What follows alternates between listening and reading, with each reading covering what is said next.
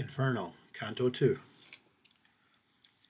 Day was departing, and the embrowned air released the animals that are on earth from their fatigues, and I, the only one, made myself ready to sustain the war, both of the way and likewise of the woe, which memory that errs not shall retrace. O Muses, O high genius, now assist me. O memory that didst write down what I saw, here thy nobility shall be manifest. And I began, O poet who guidest me, regard my manhood if it be sufficient, ere to the arduous past thou dost confide me. Thou sayest that of Silvius the parent, while yet corruptible, unto the world immortal went, and was there bodily. But if the adversary of all evil was courteous, thinking of the high effect that issue would from him, and who and what, to men of intellect unmeet it seems not, for he was of great Rome, and of her empire, in the imperial heaven as father chosen, to which and what, wishing to speak the truth, were established as the holy place wherein sits the successor of the greatest Peter.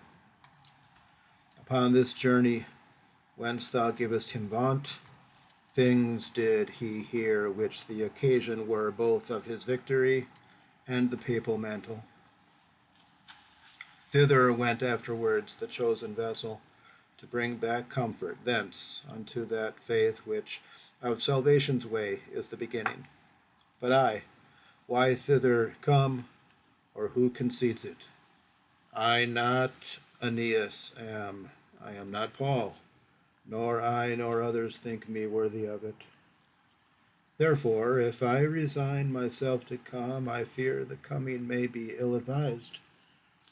Thou art wise, and knowest better than I speak. And as he is, who unwills what he willed, and by new thoughts doth his intention change, so that from his design he quite withdraws.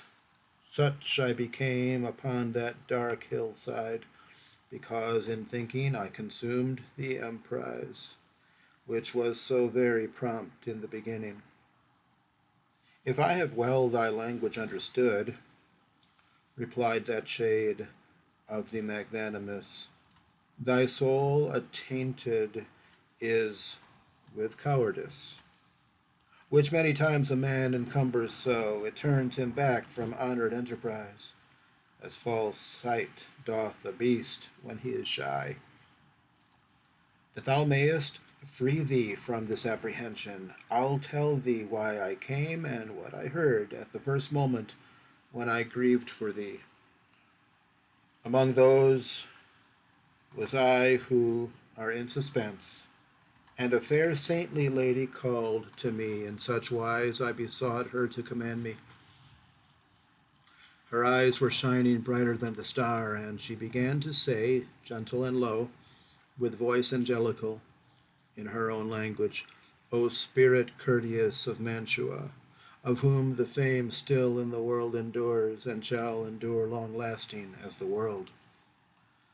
A friend of mine, and not the friend of fortune, upon the desert slope, is so impeded upon his way that he has turned through terror, and may, I fear already, be so lost, that I too late have risen to his succor. From that which I have heard of him in heaven, bestir thee now, and with thy speech ornate, and with what needful is for his release, assist him so, that I may be consoled. Beatrice am I, who so bid thee go. I come from there where I would fain return. Love moved me, which compelleth me to speak. When I shall be in presence of my Lord, full often will I praise thee unto him.